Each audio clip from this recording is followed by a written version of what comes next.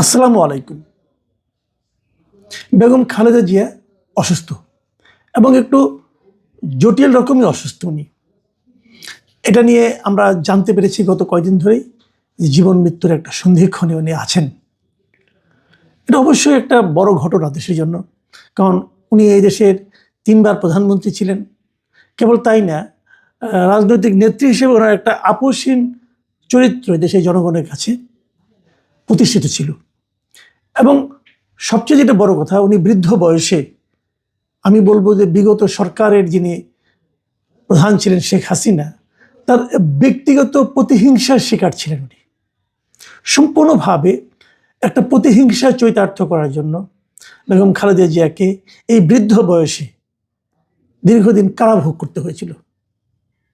এবং সেই কারাভোগের কারণে উনি এমনি আগে থেকে অসুস্থ ছিলেন এবং সেই অসুস্থতার মাত্রা কিন্তু বেড়ে গিয়েছিল।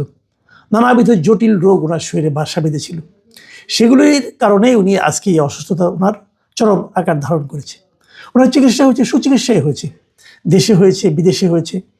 কিন্তু তারপরেও তো সমস্ত রোগ, সমস্ত কিছু, মানুষের বয়স, এগুলো তো জয় করা যায় না। এই যখন খালেদা জিয়ার শারীরিক অবস্থা, সে সময়ে দেশে একটা বড় আলোচনার বিষয় হলো তার একমাত্র জীবিত পুত্র এবং একমাত্র জীবিত সন্তান জনাব তারেক রহমান এখনো কেন দেশে আসছেন না। তারেক রহমানের দেশে ফেরা না ফেরা নিয়ে অনেক দিন ধরে আলোচনা হচ্ছিল, অনেক দিন ধরেই। এই আলোচনাটা সবচেয়ে বেশি জোরালো হয়ে গেল শেখ হাসিনার সরকার দেশ থেকে, শেখ হাসিনা নিজে এবং তার সরকারের লোকজন দেশ থেকে চলে যাওয়ার পর। তখন তারেক রহমানের জন্য একটা অনুকূল পরিবেশ ছিল। তখন বারবার বলা হচ্ছিল যে শেখ হাসিনা চলে গেল, তারেক রহমানের নামে বেশ কয়েকটা মামলা আছে। তারপর দেখা গেল সেই মামলাগুলো একে একে উঠে গেল। তাহলে সব মামলা যখন উঠে গেল, তখন উনি আসছেন না কেন, এটা নিয়ে আলোচনা হলো। এবং তারপর গত 15 জুনে দেশের অন্তর্বর্তীকালীন সরকারের প্রধান জনাব ডক্টর ইউনূস যখন লন্ডনে যেয়ে তারেক রহমানের সঙ্গে মিটিং করলেন, তখন তো এটা বোঝা গেল যে এই সরকারের সঙ্গে তার একটা খুব ভালো সম্পর্ক আছে। এবং ওই সময় দেশের থেকে স্বরাষ্ট্র মন্ত্রণালয়ের যে উপদেষ্টা আছেন জাহাঙ্গীর আলম চৌধুরী, লেফটেন্যান্ট জেনারেল, উনিও কিন্তু বললেন যে তারেক রহমানের দেশে আসার ক্ষেত্রে কোনো ধরনের আইনগত এবং কোনো ধরনের তার সরকারের পক্ষ থেকে কোনো ধরনের বাধা নেই। তাহলে তারেক রহমান আসতে পারেন। জুন মাস গেল, জুলাই গেল, অগাস্ট গেল, সেপ্টেম্বর, অক্টোবর, নভেম্বরও প্রায় যায়। তারেক রহমান কেন আসছেন না? কোনো ব্যাখ্যা নেই। কিন্তু এই ব্যাখ্যা উনিও দেননি, ওনার দলও দেয়নি। এখন ব্যাখ্যা যদি না দেয় কেউ, তাহলে কি মানুষের মনে প্রশ্নটা থেমে যায়? থেমে যায় না, বরং আরো বেড়ে যায়। মানুষ কিন্তু এর কারণ জানতে চায়। তারেক রহমানকে যারা ভালোবাসেন, বিএনপিকে যারা ভালোবাসেন, বিএনপি আগামীতে ক্ষমতায় আসবে যারা ভাবেন, তারা অবধারিতভাবে এটাও ভাবেন যে তারেক রহমানই আগামীতে এসে দায়িত্ব নেবেন এবং উনি প্রধানমন্ত্রী হবেন। তো আমাদের দেশের ভাবি প্রধানমন্ত্রী, এদেশের আগামী দিনের কাণ্ডারি এমন কাজ কেন করছেন যার কোনো ব্যাখ্যা আমরা জানতে পারবো না? আমাদের জানার অধিকার আছে। কারণ উনি যদি পাবলিক ফিগার না হতেন, উনি যদি আমাদের নেতা না হতেন, আমাদের কিছু যায় আসে না, আমরা কিছু ভাবতাম না। কিন্তু উনি যখন আমার নেতা, তখন তো আমি জানতে চাইতেই পারি যে আপনি কেন আসবেন না। না আসার 10টা কারণ থাকতে পারে, আমার কোনো আপত্তি নেই। আপনি কারণগুলি কেন বলবেন না? বলবেন না কেন? আজকে সকাল 9টার সময় তারেক রহমান নিজে তার ফেসবুকে একটা পোস্ট দিয়েছেন। সেই পোস্টটা পড়ে, মানে খুবই টাচি একটা পোস্ট। আমি পোস্টটা তো উনি যা যা বলেছেন সবগুলি, আমি বেশ বড় একটা পোস্ট, পুরোটা তো পড়ে শোনা যাবে না। আমি কয়েকটা জায়গায় বলি, যেমন উনি বাংলাদেশে, মানে আমাদের সাবেক প্রধানমন্ত্রী বেগম খালেদা জিয়ার অসুস্থতার জন্য যে বাস্তবতাটা, সেটা তুলে ধরেছেন। এই জন্য সবাই তাকে হেল্প করছে, সবাই সমবেদনা জানাচ্ছে, সেটাও বলেছেন। আমাদের প্রধান উপদেষ্টা যে বলেছেন তার জন্য দোয়া চেয়েছেন দেশের জন্য, সেটাও বলেছেন। তারপরে ওনার রোগ মুক্তির জন্য সকলের কাছে উনি দোয়া করতে বলেছেন। এগুলি সব একটা সন্তান হিসেবে যে বলেছেন, খুবই টাচি কমেন্টস, খুবই টাচি। এবং তারপর উনি এমন একটা কথা লিখেছেন, যে কথাটা আমার মনে হয় আপনাদের সঙ্গে শেয়ার করা দরকার, সবাই এটাই শেয়ার করেছে। উনি লিখেছেন, এমন সংকটকালে মায়ের স্নেহ স্পর্শ পাবার তীব্র আকাঙ্ক্ষা যে কোনো সন্তানের মতো আমারও রয়েছে, কিন্তু অন্য আর সকলের মতো এটা বাস্তবায়নের ক্ষেত্রে আমার একক সিদ্ধান্ত গ্রহণের সুযোগ অবারিত ও একক নিয়ন্ত্রণাধীন নয়। খুব সতর্কভাবে খেয়াল করেন যে এটা বাস্তবায়ন, উনি যে দেশে আসবেন, এই আসার ক্ষেত্রে, সিদ্ধান্ত নেওয়ার ক্ষেত্রে ওনার এককভাবে সিদ্ধান্ত গ্রহণের যে সুযোগটা, মানে উনি সিদ্ধান্ত নিয়ে আমি এখন যাব, এই যে সুযোগটা, এই সুযোগটা অবারিত নয়, মানে ওপেন না, স্মুথ না, এবং একক নিয়ন্ত্রণাধীন নয়। মানে ওনার একজনের উপর ইচ্ছা করলে হয় না, একাধিক জনের ইচ্ছার উপর এটা ডিপেন্ড করতেছে।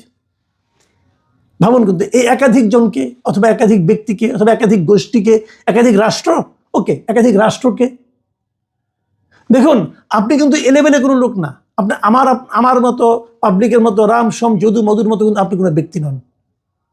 আপনি একটা দেশের কাণ্ডারি হতে যাচ্ছেন। এখন আপনার স্টেপ যদি অন্য কারোর উপর নির্ভরশীল হয় এবং সেই নির্ভরশীলতার কারণে আপনি যদি আপনার মৃত্যুর শয্যায় থাকা আপনার মার কাছে না আসতে পারেন, তাহলে আপনি দেশের দায়িত্ব কি করে নেবেন? তখন যদি আপনার উপর এরকম যারা এখন মানে আপনাকে সিদ্ধান্ত নিতে দিচ্ছে না, মায়ের কাছে যেতে দেওয়ার ক্ষেত্রে সিদ্ধান্ত নিতে দিচ্ছে না, তারা তখন যদি আপনার দেশের পক্ষে একটা ভালো সিদ্ধান্ত নেওয়ার ক্ষেত্রে বাধা সৃষ্টি করে, তখন আপনি কি করবেন? আপনি কিন্তু এই প্রশ্নগুলো কিন্তু আমি করতাম না, এই প্রশ্নগুলো আপনি আমার মনে জাগিয়ে দিলেন। এই প্রশ্ন দেশের অনেকেই করছে। এই প্রশ্নের জবাব জনাব তারেক রহমান আপনাকে দিতে হবে। আপনাকে নিয়ে আমরা আকাশ সমান কল্পনা, আমাদের আকাশ সমান ভরসা আমাদের। আমরা মনে করি পৃথিবীর কেউ আপনাকে দমাতে পারবে না, আর আপনি বলছেন যে আপনার একক নিয়ন্ত্রণের মধ্যে নাই। যে কেমন কথা? আচ্ছা ঠিক আছে, আমি তারপরে আরেকটু পড়ি। স্পর্শকাতর এই বিষয়টি বিস্তারিত বর্ণনার অবকাশও সীমিত, মানে আপনি এটা ব্যাখ্যাও করবেন না। আচ্ছা, রাজনৈতিক বাস্তবতার এই পরিস্থিতি প্রত্যাশিত পর্যায়ে উপনীত হওয়া মাত্রই স্বদেশ প্রত্যাবর্তনে আমার সুদীর্ঘ উদ্বিগ্ন প্রতীক্ষার অবসান ঘটবে বলেই আমাদের পরিবার আশাবাদী। মানে আপনি এসে আপনার পরিবারকে কিন্তু জড়িয়ে নিচ্ছেন। পরিবার মানে আপনার স্ত্রী, কন্যা, এই তো। তাহলে তাদেরকে আপনাকে নিয়ে কোনো আতঙ্ক কাজ করতে পারে। এটা কিন্তু খুব গুরুত্বপূর্ণ, এটাকে আমি খুব গুরুত্ব দিই। ফ্যামিলি ফার্স্ট, ফ্যামিলি অবশ্যই জরুরি, কিন্তু যখন আপনি দেশের মানুষের দায়িত্ব নেবেন তখন দেশটাও তো আপনার ফ্যামিলি। আমি তো তেমন লোককে আমার দেশের কর্ণধার বানাতে চাই যে নাকি আমাদেরকে তার family, part of his family মনে করে। দেখুন, আপনার মা কিন্তু কেবল অসুস্থ না, দেশটাও অসুস্থ।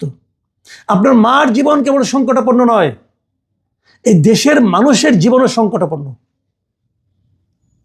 আমরা সেই সংকটে থাকা মানুষ আপনার দিকে তাকিয়ে আছি। আর এখন আপনি আমাকে বলছেন, আপনি আমাদেরকে বলছেন যে আপনার সিদ্ধান্ত নেওয়ার, একক সিদ্ধান্ত নেওয়ার কোনো সুযোগ নাই, অবারিত না, এবং আপনার একক কোনো নিয়ন্ত্রণেও নাই। আপনি কি হতে পারে? আমি এই ওনার এই বিষয়ের উপর একটা অনেকগুলি পত্রিকায়, সবগুলি পত্রিকায় রিপোর্ট হয়েছে। আমি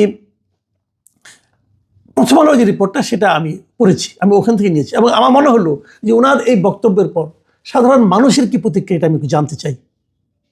সাধারণ মানুষ এই বক্তব্যটাকে কীভাবে ভাবছে, কীভাবে নিচ্ছে। আমি প্রথম আলোর সেই ওনার রিপোর্টের নিচে যে কমেন্ট আছে, প্রায় 60-70টা কমেন্ট আমি দেখলাম।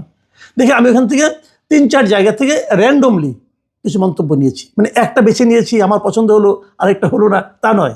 যেমন একবার 3টা-4টা আমি একটানা নিয়েছি, জাস্ট বোঝার জন্য যে মানুষ কি ভাবছে। শুনুন, আমি পড়ি কয়েকটা। প্রথম যে কমেন্টটা পড়ছি সেটা আজকে 3:50 একজন লিখেছেন, আননেমড ইউজার, উনি নিজের নামটা প্রকাশ করতে চান নাই। উনি কি লিখেছেন? যারা ওনাকে ভুল বুঝছেন তাদের পুরো বিষয়টা না বুঝে নেতিবাচক মন্তব্য করা উচিত নয়। এখানে দেশি বিদেশি অনেকগুলো পক্ষ জড়িত, যার সবগুলো ওনার নিয়ন্ত্রণে নয়, এমনকি ইউনূস সরকারেরও নিয়ন্ত্রণে নয়। বিষয়টা এমন নয় যে তিনি টিকিট কাটলেন, বিমানে উঠে পড়লেন আর ঢাকায় এসে নামলেন। তাকে বহনকারী বিমান যে যে দেশের উপর দিয়ে আসবে তারাও এখানে ফ্যাক্টর। বিদেশি ফ্যাক্টর সম্ভবত আরও আছে। যার মা মৃত্যুর শয্যায়, তিনি সুযোগ থাকা সত্ত্বেও আসছেন না, এমন ভাবা নির্বুদ্ধিতার পরিচয়। আমি এই মতামতটাকে খুব গুরুত্ব সহকারে নিয়েছি। উনি কিন্তু বেশ একটা ভালো ব্যাখ্যা দিয়েছেন।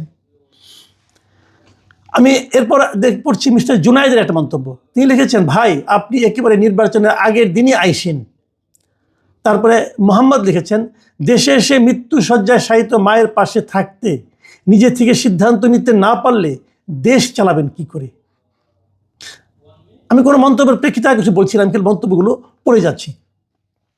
আরেকজন আননেমড ইউজার লিখেছেন, you still can not decide sir, how can you rely on your leadership, you are so selfish. Rimu লিখেছেন, আল্লাহ সকল বিপদ ও বাধা থেকে মুক্ত করুন। মোহাম্মদ ইমরান হোসেন লিখেছেন, তারেকের দেশে আসা তাহলে কার হাতে?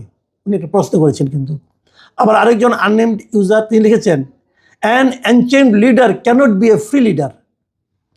আরেকজন আননেমড ইউজার উনি লিখেছেন, মা অসুস্থ হয়ে মরণাপন্ন, তারপরও দেশে ফেরার সিদ্ধান্ত নেওয়ার ক্ষমতা নিজের হাতে নেই, তার মানে নাটাই এখনো অন্যের হাতে। 17 বছর আগের মুচলেখা থেকে এখনো রেহাই মেলেনি নাকি?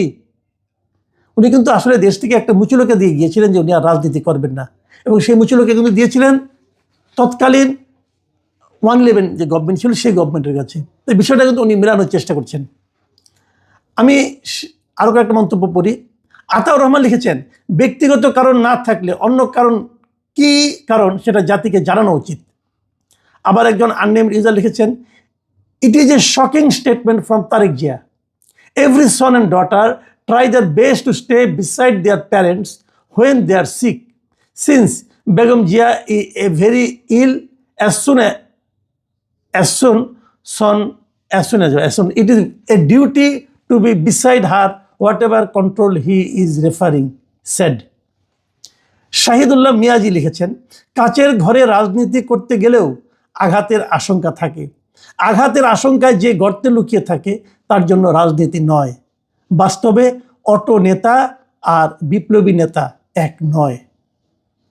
আব্দুল্লাহ মাহমুদ লিখেছেন, হায় হায়, এই নেতার জন্য জীবন যৌবন শেষ করলাম। দেখুন, মন্তব্যগুলি কিন্তু আমি র্যান্ডমলি নিয়েছি। এই মন্তব্যগুলো কি বলছে? আমি পার্সোনালি একটা মন্তব্য করে শেষ করি। মানুষের এই মন্তব্য কিন্তু চলতে থাকবে, আপনি থামাতে পারবেন না। কারণ মানুষ আপনার কাছে দায়বদ্ধ নয়, আপনি যত বড় নেতাই হন না কেন। সাধারণ মানুষ তার ফিলিংসটা প্রকাশ করবে। আপনি যখন নেতা, আপনার উচিত হবে সাধারণ মানুষের এই ফিলিংসকে অনার করা। মানুষ কি ভাবছে আপনি একবার ভাবুন। আমার বক্তব্যটা হলো, আপনার চাপ থাকতে পারে, আপনার সমস্যা থাকতে পারে, আপনি আসতে পারবেন না, ঠিক আছে, সমস্যাও থাকতে, আমি সেটা আলোচনা করছি না। যদি সেরকম কিছু থাকে সেটা প্রকাশ করতে হবে আপনাকে। আপনি মানুষকে যদি অন্ধকারে রাখেন, মানুষ অন্ধকারে থাকবে না।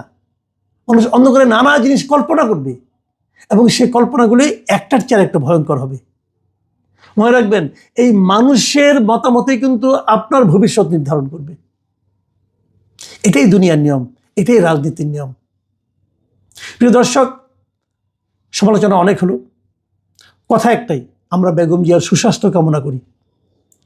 এই ভদ্রমহিলা অনেক কষ্ট করেছেন, দীর্ঘদিন ওনার রাজনৈতিক জীবন, এবং এদেশের মানুষ ওনাকে মানে বিভিন্নভাবেই ভালোবাসে, একভাবে না, বিভিন্নভাবেই ভালোবাসে। কেবল রাজনৈতিক নেত্রী হিসেবে না, একজন ব্যক্তি হিসেবে মানুষের অসীম ভালোবাসা ওনার জন্য আছে।